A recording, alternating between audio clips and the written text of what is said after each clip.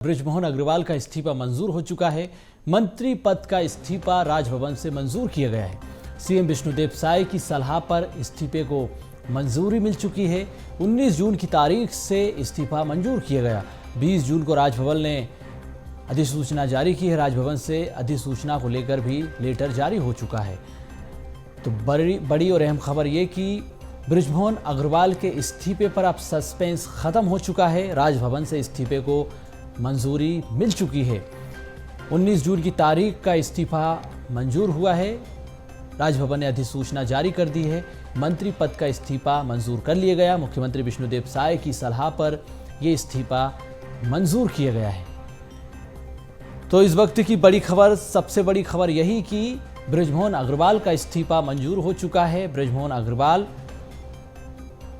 जिनको लेकर लगातार सस्पेंस बरकरार था कि हाईकमान इस पर निर्णय लेगा। हाईकमान ने इस पर विचार किया, चिंतन मनन किया। उसके बाद मुख्यमंत्री की सलाह पर यह इस्तीफा राजभवन ने मंजूर कर लिया है।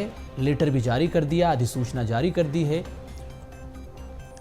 तो इस वक्त की बड़ी खबर आपको बता दें, बृजमोहन अग्रवाल जो कि अब सांसद हैं, विधायक मंत्री पद से इस्तीफा दे चुके हैं। उनका इस्तीफा भी मंजूर हो चुका है।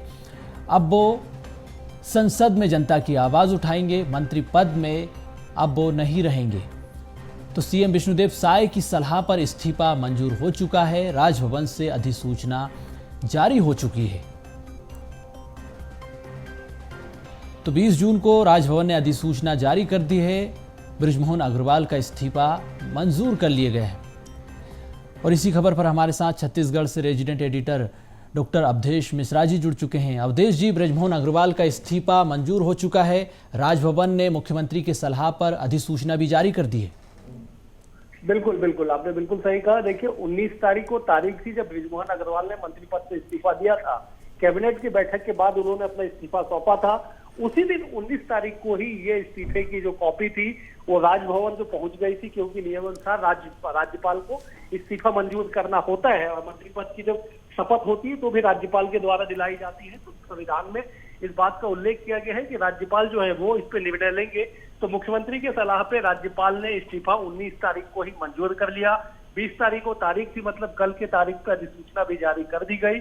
अधिसूचना जारी होने के बाद अब ये स्पष्ट हो गया सोनू जी कि अब जो है विष्णुदेव साय सरकार के जो मंत्रिमंडल का जो आकार है उसमें 2 पद जो है वो अब रिक्त है। 2 पदों पे मंत्री पद पे नियुक्ति की जाएगी, मंत्री की नियुक्ति की जाएगी। तो कुल मिला के बड़ी खबर ये कि बृजमोहन अग्रवाल का जो अंततः जो है वो इस्तीफा स्वीकार न करने की बातें आज सवेरे निकल के आ रही थी। उप मुख्यमंत्री जो अरुण साव है उन्होंने कहा था कि इस्तीफा भी मंजूर नहीं हुआ है, लेकिन इस पूरे जो एक संशय के बादल थे, जो राजनीतिक गलियारों में हलचल थी, उन तमाम हलचल पे अब विराम लग चुका है। राज्यपाल के द्वारा राजभवन से जो अधिसूचना जारी की गई है उसका जो पत्र है वो अब अपने दर्शकों को दिखा रहे हैं कि 20 तारीख को अधिसूचना जारी कर दी गई है। बिल्कुल, जिस तरह से उन्होंने भावुक और भारी मन से इस्तीफा दिया, उसके बाद खबरें आने लगी कि अभी उनका इस्तीफा मंजूर नहीं हुआ है। हाईकमान इस पर चिंतन मनन मंथन कर रहा है। हाईकमान उस पर निर्णय लेगा। लेकिन जिस तरह से मुख्यमंत्री विष्णुदेव साय की सलाह के बाद ये लेटर अधिसूचना जारी हुई, उससे तस्वीर बिल्कुल साफ हो चुकी है। अब बड़ा सवाल ये अवधेश जी कि प्रदेश की सियासत में जो मंत्रिमंडल में 2 नए चेहरे हमें देखने को मिलेंगे, वो नए चेहरे होंगे या फिर अनुभव का साथ हमें देखने को मिलेगा? बिल्कुल, देखिए, ये विशुद्ध रूप से मुख्यमंत्री का विशेषाधिकार इसे माना जाता है कि मुख्यमंत्री किसे शामिल करेंगे। लेकिन बीते कुछ सालों से, कुछ चुनावों से बीजेपी प्रयोगधर्मी पार्टी के रूप में सामने आई है। बीजेपी के फैसले हैरान भी करते हैं और चौंकाते भी है। जिस तरह से मंत्रिमंडल का गठन हुआ, नए को मौका दिया गया, पहली बार के विधायक को उप मुख्यमंत्री का पद दिया गया, गृह मंत्री की जिम्मेदारी दी गई। तो ऐसे में ये अभी कयास लगाना थोड़ा सा कठिन होगा कि किसे मंत्रिमंडल में शामिल किया जाएगा। लेकिन ये जरूर है कि क्षेत्रवार समीकरण जो है इसे साधा जाएगा।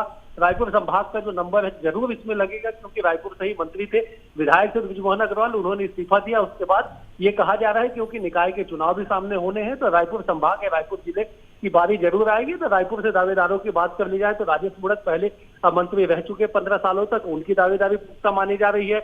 उनके अलावा संपत अग्रवाल है, वो भी अग्रवाल है, इसलिए उनकी दावेदारी मानी जा रही है।